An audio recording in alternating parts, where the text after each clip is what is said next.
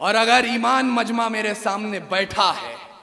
आपको आपकी कुर्सियों से 2-2 इंच उछाल नहीं दिया तो मेरा नाम अपूर्व विक्रम शाह नहीं। जब जलियांवाला बाग में जनरल डायर ने गोली चलाने का आदेश दे दिया, उनसे पूछा गया क्यों चलवाई थी गोली, बोले पठान भाग रहे थे इसलिए गोली चलानी पड़ गई। तब अब्दुल गफ्फार खान एक पठान के बेटे ने खड़े होकर कहा था, अगर गोरी सरकार एक भी पठान की पीठ पे गोली दिखा दे तो मुसलमान उसी समय आजादी के संग्राम से पीछे हट जाएंगे। पूरे 5 दिनों तक पोस्टमार्टम चला, 76 पठानों की लाश मिली और 76 के 76 ने गोली अपने सीने पे खाई।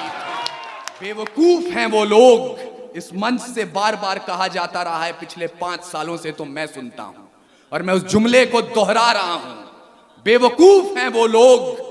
जो इन चेहरों में पाकिस्तान देखते हैं, क्योंकि कुरान में लिखा है अगर पानी की कमी हो और नमाज अदा करनी हो, आप उससे पहले वतन की मिट्टी से वजू कर लें तब भी नमाज कबूल होती है।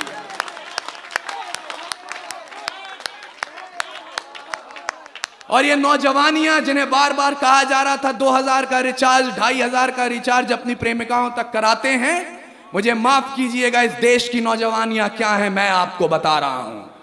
खुदी राम ने खुददारी से हंसकर जिसका दान दिया, भगत सिंह ने चूमा फंदा और जिसे कुर्बान किया, आगोश में जिसके सुभाष से निकले लश्कर हिंद बनाया था, फतेह सिंह और जोरावर ने दहलीज में जिसे ठुकराया था, संघर्षों में बुनियाद बनी जो आजादी के बोल की, सुलग रही थी गर्म नाल में शेखर के पिस्तौल की, और खिल रही थी रोम रोम में अशफाकुल्ला खान के, वही जवानी दौड़ रही है खून में हिंदुस्तान के। और अगर ईमान मजमा मेरे सामने बैठा है, आपको आपकी कुर्सियों से 2-2 इंच उछाल नहीं दिया तो मेरा नाम अपूर्व विक्रम शाह नहीं। जब जलियांवाला बाग में जनरल डायर ने गोली चलाने का आदेश दे दिया, उनसे पूछा गया क्यों चलवाई थी गोली, बोले पठान भाग रहे थे इसलिए गोली चलानी पड़ गई। तब अब्दुल गफ्फार खान एक पठान के बेटे ने खड़े होकर कहा था,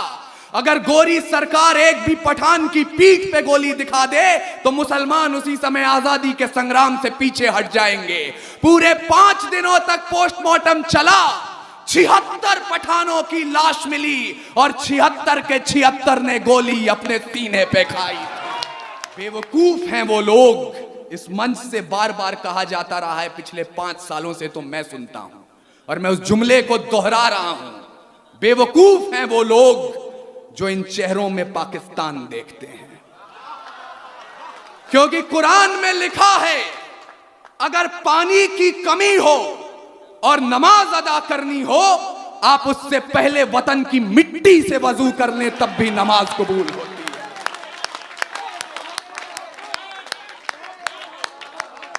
और ये नौजवानियां जिन्हें बार बार कहा जा रहा था 2000 का रिचार्ज, 2500 का रिचार्ज अपनी प्रेमिकाओं तक कराते हैं,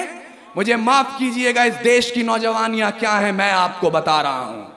खुदी राम ने खुददारी से हंसकर जिसका दान दिया,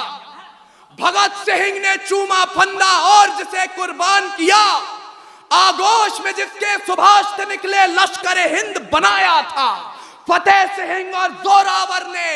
दहलीज में जिसे ठुकराया था, संघर्षों में बुनियाद बनी जो आजादी के बोल की, सुलग रही थी गर्म नाल में शेखर के पिस्तौल की, और खिल रही थी रोम रोम में अशफाकुल्ला खान के, वही जवानी दौड़ रही है खून में हिंदुस्तान के।